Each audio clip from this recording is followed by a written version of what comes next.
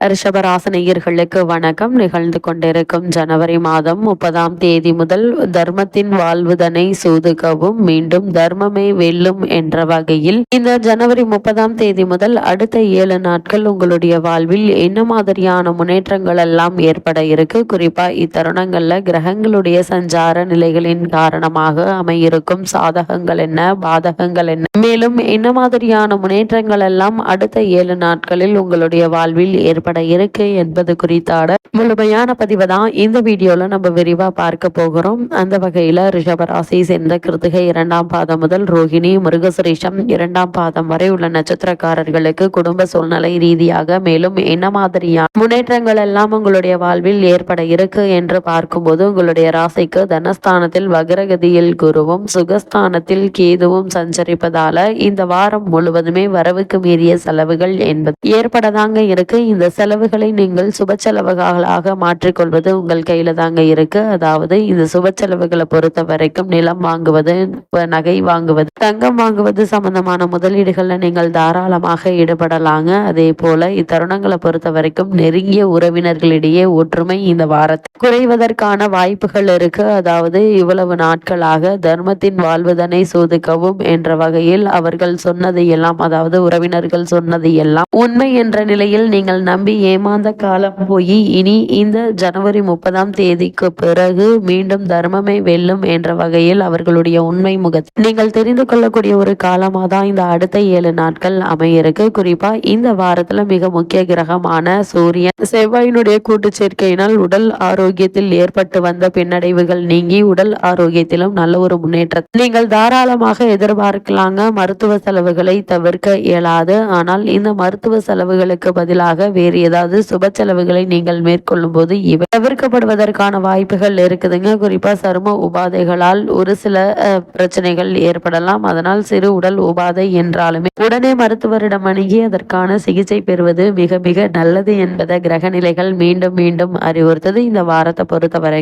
ரிஷபராசினியர்களான நீங்கள் திட்டமிட்டு செலவு செய்யாவிடில் இந்த வாரத்தினுடைய கடைசியில் நீங்கள் பிறர் உதவியை நாட வேண்டிய ஒரு அவசியம் ஏற்படுங்க. அதனால் ஆரம்பத்திலிருந்து கவனமாகவும் எச்சரிக்கையாகவும் இருப்பது நல்லது. ஒரு சிலருக்கு வீடு மாற்றம் கூட ஏற்படலாங்க. வெளியூர் பயணங்களின் போது எச்சரிக்கையாக இருங்க. மனமேடைக்காக காத்திருக்கும் பெண் அல்லது பிள்ளைகளின் ஜாதகங்களை தீர விசாரித்து அதிக ஜாக்கிரதையுடன் ஆராய்ந்தால் மிக மிக நல்லதுங்க. அதே போல் திருமண சம்பந்தமான விஷயங்களை மேற்கொள்ளும் ரிஷபராசினியர்கள் வரனை பற்றி தீர விசாரித்து ஆராய்ந்து அதற்கு பிறகு வரனை நிச்சயிப்பது உங்களுடைய எதிர்கால வாழ்க்கைக்கு மிக மிக நல்லதுங்க. அதே போல கூடுமான வரையில் இரவு நேரங்களில் வாகனம் ஓட்டுவதை தவிர்ப்பது நல்லது. அஷ்டமராசியில் சூரியன் செவ்வாய் இணைந்திருப்பதால சிறு விபத்துக்கள் கூட ஏற்படலாங்க. அதனால் அதிக கவனத்தோடும் எச்சரிக்கையோடும் இருங்க. எடுத்தோம் கவுத்தோம் என தடாலடியாக இந்த ஒரு காரியத்திலும் ஈடுபட வேண்டாம் என்பதையும் கிரக நிலைகள் மீண்டும் மீண்டும் உங்களுக்கு அறிவுறுத்துதுங்க. அதே போல ரிஷபராசி சேர்ந்த உத்தியோகஸ்தர்களுக்கு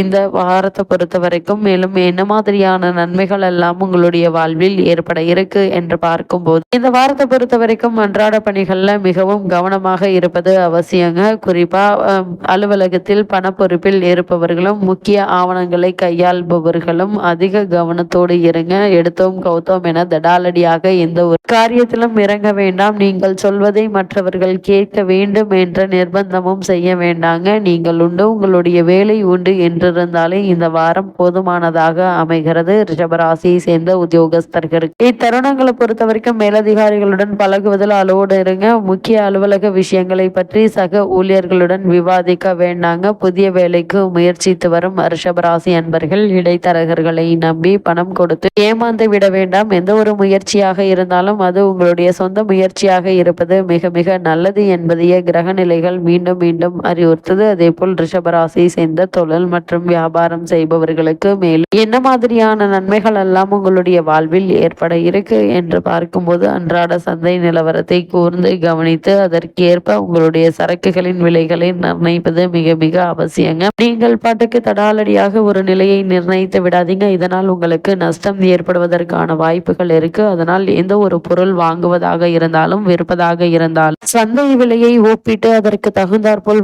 விலையை நிர்ணயம் செய்வது மிக மிக அவசியங்க. அதே போல் வங்கி மற்றும் இதர நிதி நிறுவனங்களுடைய ஒத்துழைப்பு குறையக்கூடும். எந்த ஒரு புது முயற்சியாக இருந்தாலும் உங்களுடைய சொந்த முயற்சியாக நாளாக இருக்கட்டும். கூட்டாளிகளுடன் ஒற்றுமை குறைய வாய்ப்புகள் இருக்கு. இதனால் மனம் தளர வேண்டாங்க. உங்களுடைய முயற்சிகளை நீங்கள் தொடர்ந்து மேற்கொள்ளும் போது நல்ல ஒரு முன்னேற்றம் நிச்சயம் உங்களுடைய வாழ்வில் ஏற்படுங்க. முன்பணம் இல்லாமல் சரக்குகள் அனுப்புவது ஏற்றுமதி துறையினர் கண்டிப்பாக தவிர்க்க வேண்டுங்க. புதிய முதலீடுகளுக்கு இந்த வார கிரக நிலைகள் அனுகூலமாக இல்லைங்க. அதனால் முன் அனுபவம் உள்ளவர்களிடம் ஆலோசனை பெற்று அதற்கு பிறகு அதற்கான முயற்சிகளை மேற்கொள்வது மிக மிக நல்லது என்பதை கிரக நிலைகள் அறிவுறுத்தது. அதே போல் ரிஷபராசியை சேர்ந்த கலைத்துறையினரை பொறுத்த வரைக்கும் கலைத்துறை அன்பர்கள் கைப்பணத்தை எண்ணி எண்ணி செலவழிப்பது மிக மிக அவசியங்க. ஏனெனில் இவ்வாண்டில் வாய்ப்புகளும் வருமானமும் குறைவதற்கான வாய்ப்புகள் இருக்கு என்பதை கிரக நிலைகள் எச்சரிக்கை செய்து, அதே போல் கர்நாடக சங்கீத வித்வான்கள், நாதஸ்வர கலைஞர்கள், பரதநாட்டிய கலைஞர்கள், உபன்யாசர்கள் ஆகியோருக்கு எதிர்பார்க்கும் அளவிற்கு வாய்ப்புகள் கிடைப்பது என்பது சற்று கடினம்தாங்க.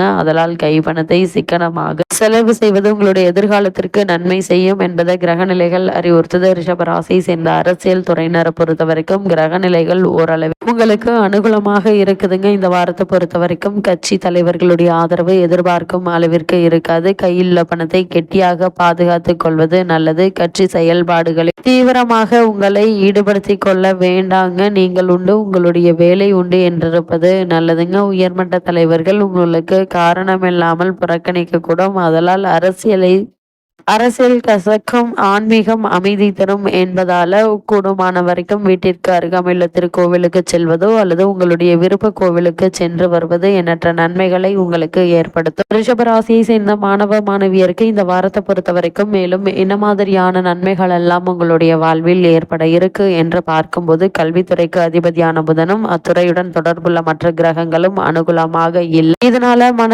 மனதை படிப்பில் ஊன்றி செலுத்துவது சற்று கடினமாக இருக்குங்க.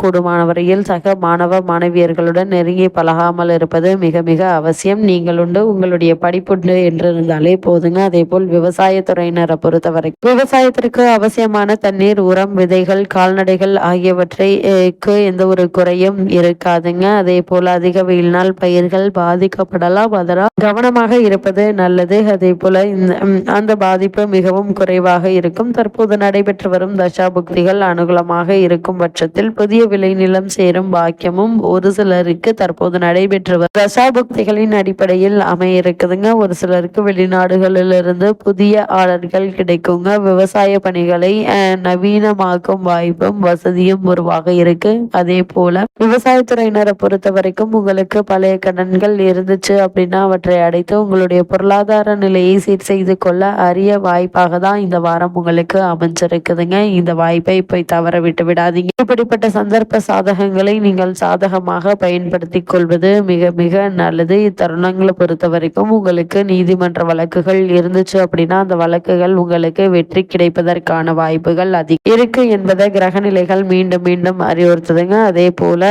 ரிஷபராசியை சேர்ந்த பெண்மணிகளை பொறுத்த வரைக்கும் ஜோதிட கலையின் துல்லிய விதிகளின்படி பெண்களின் வாழ்க்கையில் பல அம்சங்களை தனது பிடியில் வைத்து கொண்டுள்ளவர் சுக்கிரன். அப்படிப்பட்ட அந்த சுக்கிரன் அனுகூலமாக சஞ்சரிக்கவில்லைங்க. அதனால் குடும்பத்தை பற்றிய கற்பனையான கவலைகள் மனதை அரிக்குங்க.